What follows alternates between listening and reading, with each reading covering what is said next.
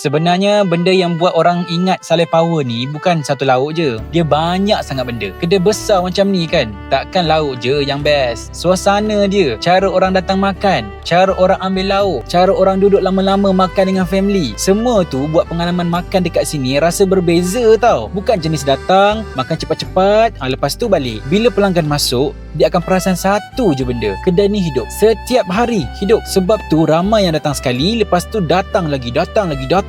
Bukan sebab ada promo apa-apa pun. Harga sama je. Tapi sebab experience makan tu yang best. Betul tak? Saleh Power ni bukan tempat untuk semua orang. Tapi untuk yang menghargai suasana, untuk yang suka makan dengan tenang dan yang nak rasa makan tu ada feel. Kalau korang jenis macam tu, datang sendiri ke Saleh Power Jalan Kebun Shah Alam ni. Tak perlu orang cerita panjang-panjang. Sekali datang je, korang sendiri akan faham kenapa orang selalu repeat makan dekat Saleh Power ni. Jadi apa tunggu lagi? Jom datang makan kat kedai kami, Saleh Power Jalan Kebun Shah Alam.